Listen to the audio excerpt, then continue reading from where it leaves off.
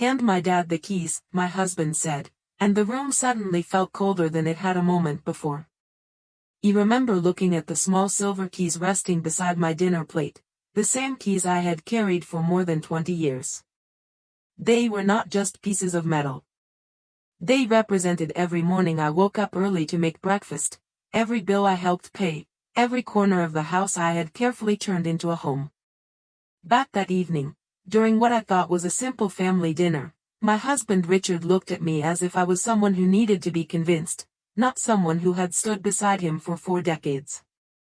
Your father needs a place where he can be comfortable, Richard said. His voice was calm, almost rehearsed. Across the table, his father Harold sat quietly, his hands folded over his napkin. He noticed something strange in that moment. Neither of them looked surprised. It was as if this conversation had already happened many times before, just never with me in the room. He placed my fork down slowly. He did not raise my voice. He did not ask why they had made a decision about my home without asking me. He simply looked at my husband and said, "Richard, can I ask you one question?" In Nadi, confident that I would eventually agree. "Whose name is on the deed?" For a brief second, the confidence in his expression changed. It was small, almost impossible to notice, but I saw it. After 42 years of marriage, I knew every expression on my husband's face. He knew when he was worried. He knew when he was hiding something. And that night, I saw both. My name is Evelyn Carter. He was 68 years old, and I had spent most of my adult life believing that family meant standing together through everything. Richard and I bought that house in a quiet neighborhood outside Columbus, Ohio, when we were young. Back then, the living room was empty, the backyard was just a patch of grass, and we had more dreams than furniture. We built that life one decision at a time. He painted walls on weekends. He planted flowers every spring.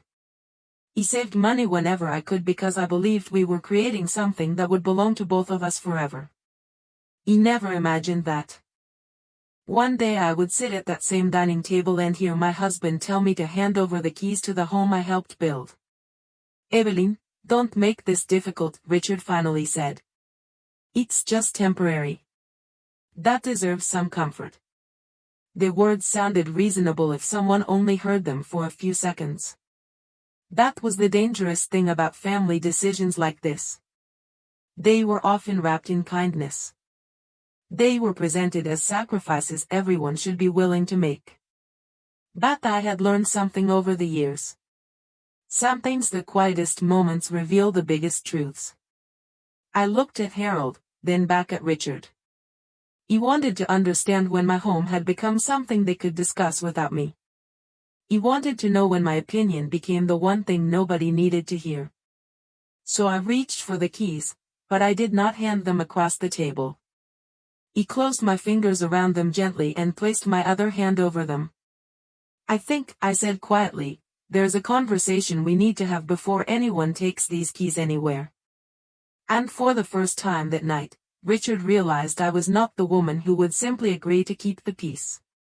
He was the woman who had spent 42 years paying attention, remembering, and finally asking the questions everyone hoped I would never ask. After that dinner, I sat alone at the kitchen table long after Richard and Harold had gone upstairs. The house was quiet, but it did not feel peaceful. It felt unfamiliar, almost as if the walls were listening to a conversation I had not been invited to join. He looked around the room where I had spent countless evenings preparing meals, celebrating birthdays, and welcoming family members through the front door. For years, I believed those memories were proof that I belonged there. But that night, I started wondering if I had been the only person who still believed that. He made myself a cup of tea and opened the small drawer where I kept important papers.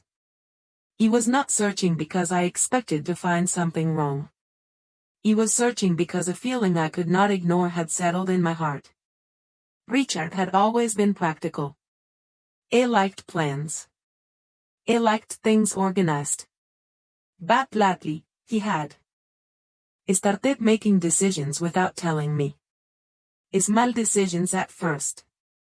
Changes to household expenses. Conversations with his father that stopped whenever I entered the room. Questions about the future that somehow always ended with what was best for everyone else. He had noticed these things, but I had done what many wives and mothers do. He gave people the benefit of the doubt. He told myself Richard was stressed. He told myself Harold was getting older and needed more support. He told myself family problems were temporary. But now I was beginning to understand that ignoring something does not make it disappear. The next morning, I woke up early like I always did.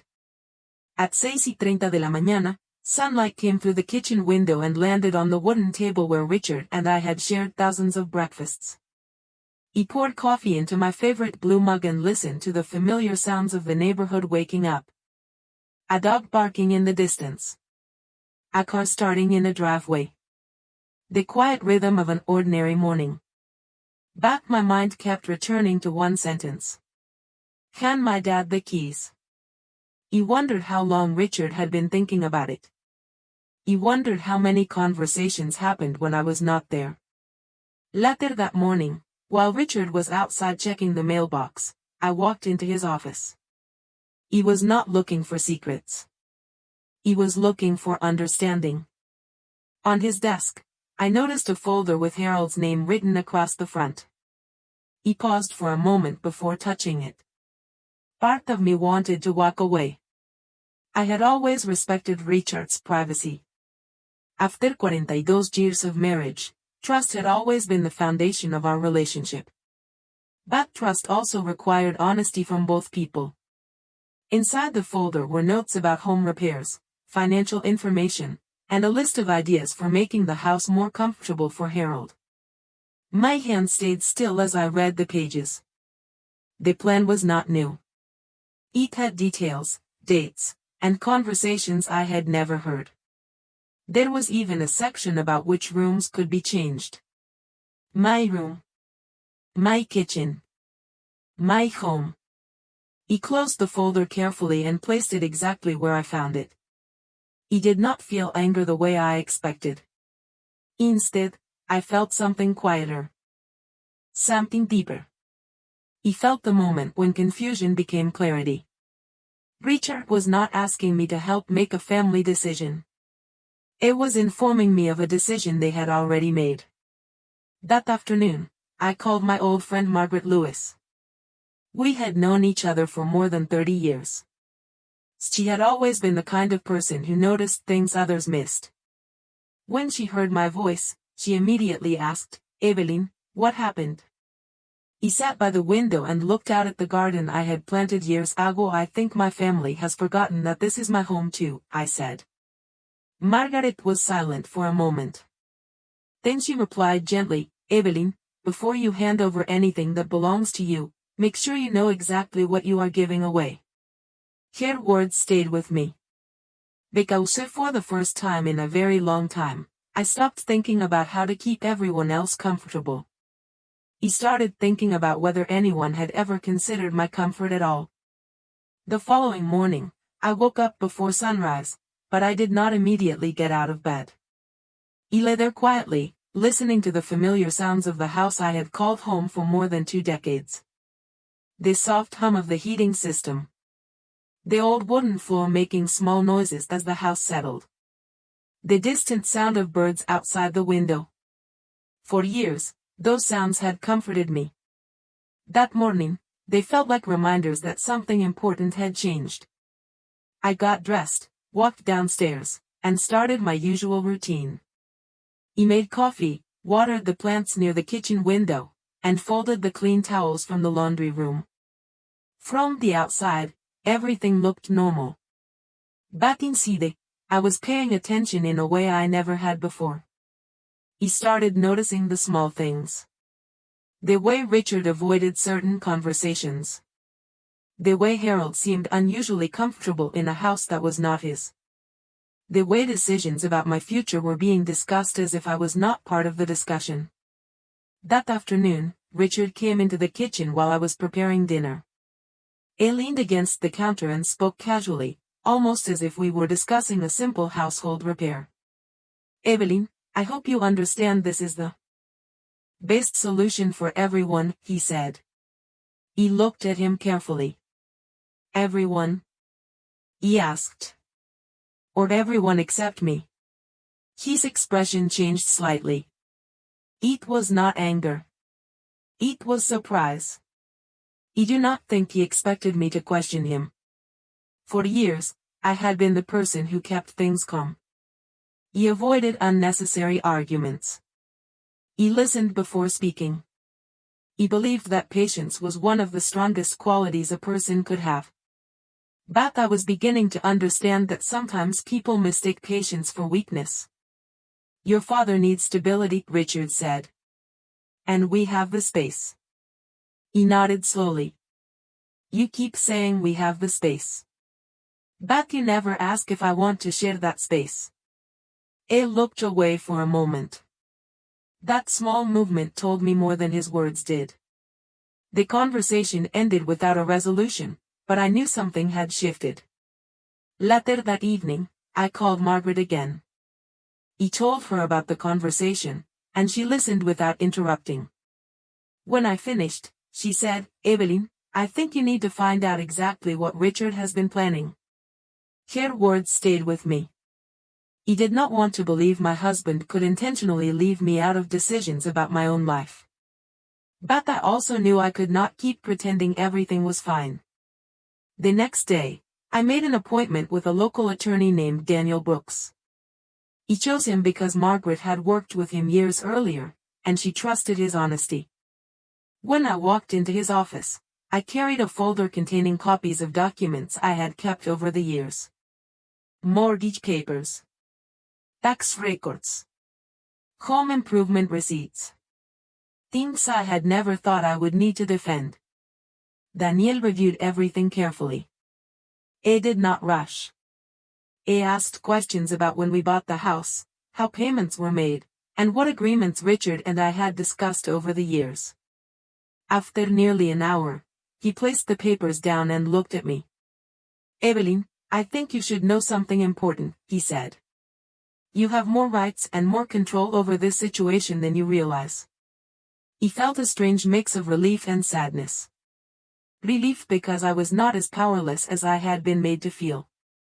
Sadness because I had reached a point where I needed to seek outside help to understand my place in my own home. On the drive back, I passed the neighborhood park where Richard and I used to walk every Sunday morning. He remembered a younger version of myself who believed love meant always giving more than you received. But now I was learning something different. Love should not require you to disappear. Family should not require you to surrender your voice. And for the first time in many years, I was ready to listen to my own. After leaving Daniel Brooks' office, I drove home slowly, taking the familiar streets I had traveled hundreds of times before. The houses looked the same. The trees along the road were the same. But something inside me had changed. For the first time in years, I was looking at my life with open eyes. He was no longer only remembering the good moments. He was also remembering the moments I had ignored because I wanted to believe my family would always choose me. That evening, I sat in the living room with an old photo album on my lap. He opened it carefully, almost afraid of what memories would come back. The first picture I saw was from the day Richard and I bought our house. We were younger then. Our smiles were wide, and we stood in front of the unfinished living room holding the keys together. We did not have much money.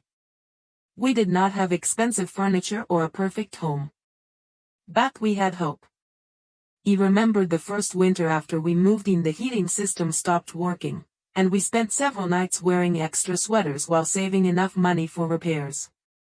He remembered painting the guest room myself because hiring someone was not in our budget. He remembered planting flowers in the backyard because I wanted our home to feel alive.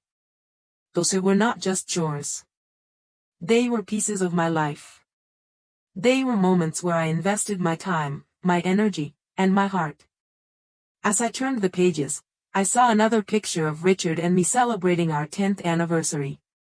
Then our 20th. Then our 30th. In every picture, I saw a woman who believed she was building a future with someone who would stand beside her. But now I wondered if Richard still saw it that way. The next morning, Richard acted as if nothing unusual had happened. He poured himself coffee and talked about the weather. He asked what I wanted for dinner. He mentioned a few errands he needed to run. It was almost impressive how easily he returned to normal. But I could not return to normal. Not after realizing there had been conversations about my future without me. Richard, I said quietly, when did you and Harold start discussing this plan? His hand stopped for a moment. Used for a moment. What plan? He asked. He looked at him. The plan for me to give up part of my home. He sighed and sat down across from me. Evelyn, you are making this bigger than it is. That sentence stayed with me. Not because it was cruel, but because it showed how differently we saw the situation. To him, it was a practical solution. To me, it was a question of respect.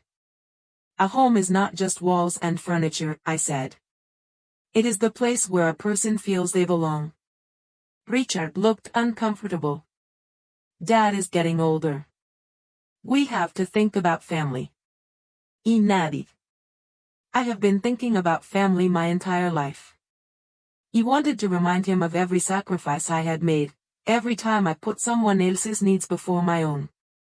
But I stopped. Something told me that listing my sacrifices would only make me ask for appreciation from someone who should have already understood. That afternoon, I called Margaret and told her about the conversation. She listened carefully and then said something I will never forget. Evelyn, sometimes people do not realize your value until they lose access to everything you quietly provide.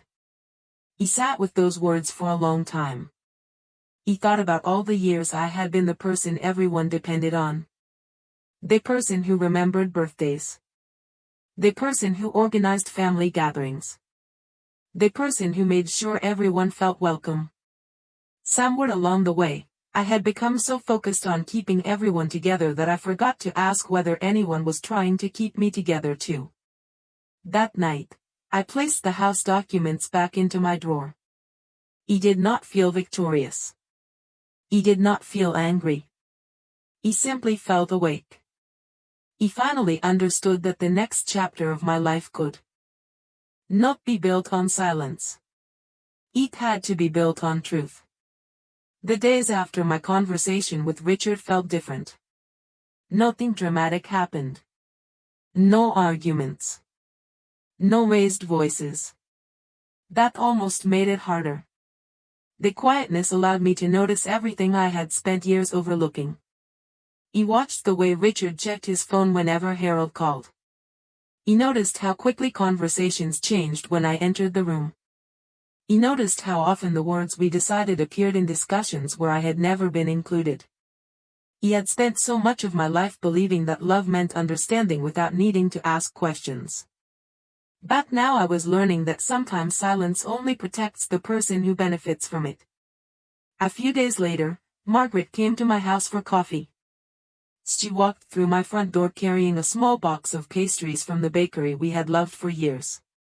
She looked around the living room and smiled sadly. Evelyn, this house has always felt like you, she said. He knew exactly what she meant. They framed family pictures on the walls. The books arranged on the shelves. The small table near the window where I sat every morning with my coffee. Every corner carried a memory. Margaret sat across from me and asked the question I had been avoiding. What are you going to do? He looked down at my hands. They were the same hands that had cooked thousands of meals, signed countless checks, planted flowers, and held the hands of my children when they were young. I do not know yet, I admitted.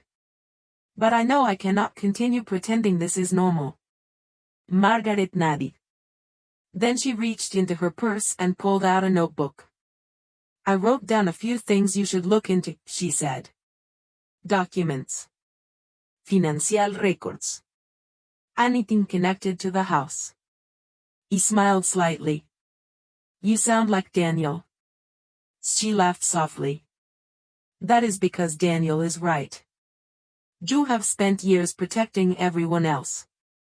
It is time you protect yourself too. That evening, I went through old files stored in my office closet. I found paperwork I had not looked at in years. Mortgage statements. Property tax records. Receipts from renovations we completed long ago. Each document reminded me of something I had forgotten. He had not simply lived in that house. He had helped create it.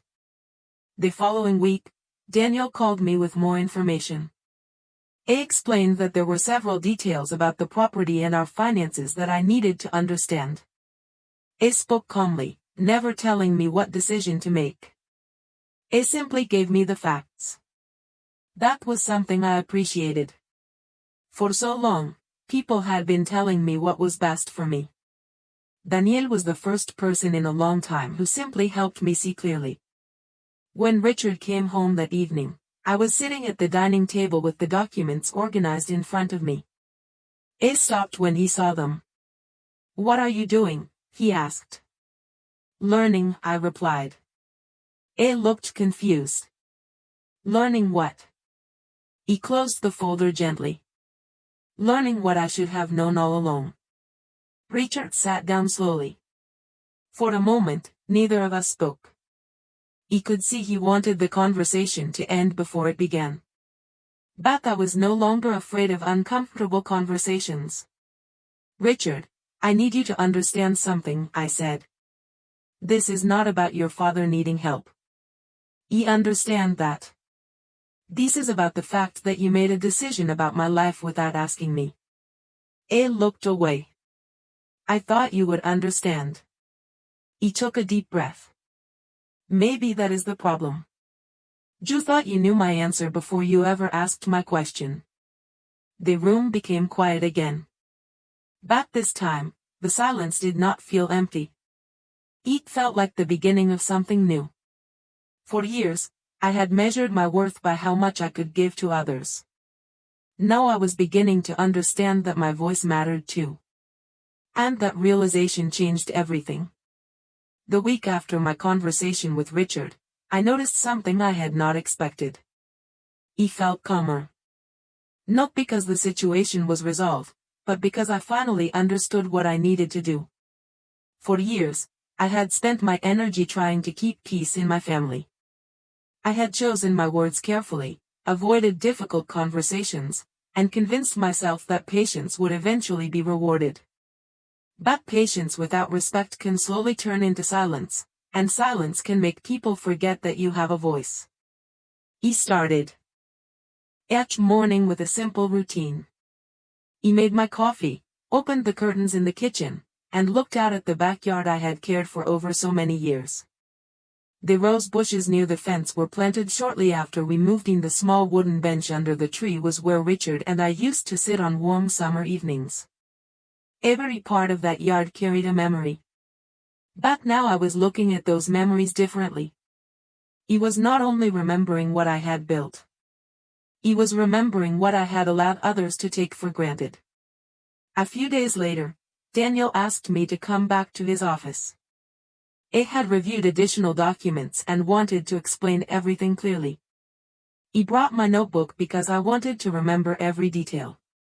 Daniel was patient as he walked me through the information. He explained that many people avoid looking closely at financial matters because they assume trust is enough. He understood that feeling. He had trusted Richard completely. But trust did not mean ignoring important information. Evelyn, Daniel said, you should know exactly where you stand before making any decisions. He appreciated those words because they were not telling me what to do. They were giving me the ability to choose. When I returned home, I sat at the dining table and opened my notebook. He wrote down 3 things I knew for certain. First, I had a right to be included in decisions about my own home. Second, I had spent decades contributing to the life Richard and I created together. Third, I would no longer allow fear of conflict to silence me. That evening, Richard came home earlier than usual. I noticed the papers on the table and stopped. "You are still looking into this?" he asked. His tone was not angry, but it carried frustration. He looked up from my notebook. "Yes," I said. "Because this matters." He sat across from me. "I do not understand why you are making this so complicated." He thought about that sentence. "Though Richard, the complicated part was my questioning. Not the fact that decisions had been made without me." "Richard," I said quietly, "the problem is not that your father needs support. The problem is that you decided I would sacrifice something before. You ever asked if I was willing?" I looked down at the table. For a moment, I saw a different expression on his face. Not anger. Not confidence. Something closer to uncertainty. Maybe he was finally realizing that I was no longer simply accepting everything. "I thought you would want to help," he said. He nodded. "I do want to help. But helping someone should not mean pretending another person does not matter." The conversation ended quietly. Richard did not apologize. He did not admit that he was wrong. But for the first time, he did not dismiss my feelings either. That night, I placed my notebook beside my bed. It was a small thing, but it represented something important. He had started documenting my thoughts, my questions, and my decisions. He was no longer reacting to what others planned for me. He was preparing for my own future. And as I turned off the light, I realized something I had forgotten for many years. A person does not lose their value because others stop recognizing it. Some things, you simply have to remind yourself first. The days that followed were some of the quietest days I could remember, but they were also the days when I felt the strongest. He no longer walked through my house wondering what decisions were being made without me. He no longer ignored the small signs that had been sitting in front of me for months. Instead, I paid attention. He listened. He prepared. One Saturday morning, Richard told me that Harold would be coming over for lunch. His voice sounded casual, almost as if nothing had changed between us. He agreed because I wanted to hear what Harold had to say. He wanted to understand how far this plan had gone and whether anyone had considered how I felt. When Harold arrived, he walked through the front door carrying a small bag and wearing the same confident expression I had seen many times before. He complimented the house, looked around the living room, and said, "This place really would be perfect for me." He stood there quietly. Before, I might have smiled and changed the subject. He might have pretended I did not hear the meaning behind those words. But this time, I simply asked, "Harold, when did you and Richard decide this was going to happen?" The room became still. Harold looked at Richard. Richard looked at the floor. That small exchange told me everything I needed to know. They had discussed my future as if I was not part of my own life. "Evelyn," Richard said, "we were trying to find the best solution." He nodded slowly. "For who?" he asked. Nobody answered immediately. He was not trying to embarrass anyone. He was not trying to create a family conflict. He was simply asking a question that should have been asked from the beginning. For years, I had believed that being a good wife meant making things easier for my husband. He believed being a good daughter-in-law meant welcoming family members with patience and kindness. But I finally understood something important. Being kind did not mean allowing people to make choices for me. He went to the kitchen and returned with the folder containing the documents Daniel had reviewed. He placed it gently on the table. "I want everyone to understand something," I said. "This home is not just a place where I live. This home represents decades of work, responsibility, and memories." Richard looked surprised when he saw the papers. He had expected resistance from me, but maybe he did not expect preparation. You hired an attorney, he asked. He looked at him calmly. I learned about my own situation. There is a difference. Harold remained quiet. The confidence he had carried when he entered the house seemed to disappear. It was no longer looking at me like someone who would simply agree. It was looking at me like someone who had finally found her voice. I never meant to hurt you, Richard said after a long silence. He believed he might have meant those words. But intentions did not erase the impact of actions. Richard, I know you wanted to help your father, I replied. But you forgot that I am also someone you are supposed to care about. Those words were difficult to say. Not because they were complicated, but because they were true. For so many years, I had been afraid of disappointing my family. He had been afraid that speaking up would make me seem selfish. But sitting there in my own dining room, I realized something. Protecting myself was not selfish. Wanting respect was not selfish. Wanting to be included in decisions about my own life was not selfish. That afternoon, no keys changed hands. No agreement was made. But something far more important happened. Everyone at that table understood that Evelyn Carter was no longer the woman who quietly accepted whatever others decided. He had spent years building that home. And now, I was finally standing up for my place inside it. After that afternoon, the house felt different. Not because anything had changed physically. The furniture was still in the same place. The family pictures still hung on the walls.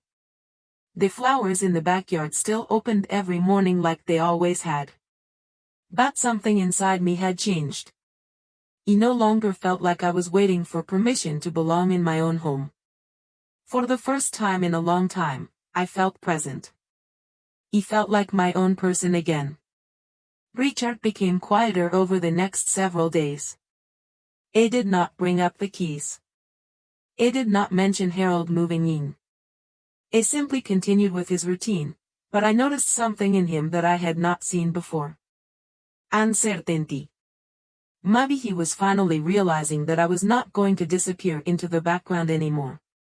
One evening, I found Richard sitting alone in the living room looking through old photographs. He almost walked past him, but then I noticed the picture in his hands. It was from the day we moved into our house. We were standing outside the front door, both of us holding a small box of belongings. We looked young. We looked hopeful. I remember that day, Richard said quietly. He sat down across from him. So do we. For a moment, neither of us spoke. We were both looking at a version of ourselves from decades earlier. A time when we were building something together and believed we would always protect it together. I guess I did not think about how this looked from your side, Richard finally said. He listened carefully. It was not a full apology, but it was the first time he acknowledged that there was another side to the story. Richard, I said, that is the part that hurt the most. Not that you wanted to help your father. He understand that. What hurt was feeling like. He was the only person who was not considered. He lowered his eyes. I thought you would understand because you always have. He took a breath before answering. Maybe that is why you stopped asking. The room became quiet. But this time, the silence was not uncomfortable. It was honest. The following week, Harold called and asked if he could speak with me. He agreed. When he arrived, he seemed different from before. Less certain. More soulful. He sat at the kitchen table where I had served him meals for years. Evelyn, he said, I owe you an apology. He did not expect those words. Harold explained that he believed Richard had already spoken with me and that I had agreed to the arrangement. He said he never realized that I had been left out of the conversation. He listened without interrupting. He appreciated that he was finally acknowledging what happened. But I also knew that understanding the mistake did not erase the feeling of being overlooked. I appreciate you saying that, I told him. But I hope you understand why this was difficult for me. Nodded. I do now. After he left, I stood in the kitchen for a while, looking at the room where so many family memories had been created. He thought about how easily people can forget the work behind the things they enjoy. They see the finished home, but they do not always see the years of effort that created it. They see the comfortable life, but they do not always see the person who made sacrifices to build it. That night, I called Margaret and told her what happened. She smiled when she heard Harold had apologized. Evelyn, do you realize what changed? She asked. He thought about it for a moment. I stopped waiting for them to understand me, I replied. I made sure they heard me. Margaret was quiet for a second before saying, that is a very different kind of strength. He looked around my home and felt something I had not felt in a long time. Peace. Not because everything was perfect. Not because every problem had disappeared. But because I finally understood that my voice mattered. And once you remember that, it becomes very difficult for anyone else to make you feel invisible again. The weeks that followed were quieter than I expected, but they were not empty. There was a different kind of peace in my home. It was the kind of peace that comes when you stop pretending everything is fine and finally accept the truth. Richard and I were still learning how to speak to each other differently. For years, we had communicated through habits. We knew each other's routines, favorite meals, and daily schedules. But somewhere along the way, we had stopped having the deeper conversations that mattered. We had stopped asking questions. We had stopped making sure both of us felt heard. One Sunday morning, I was sitting on the back porch with my coffee when Richard joined me. The weather was mild, and the garden looked beautiful after a week of rain. He sat in the chair beside me and looked out at the yard. I have been thinking a lot, he said.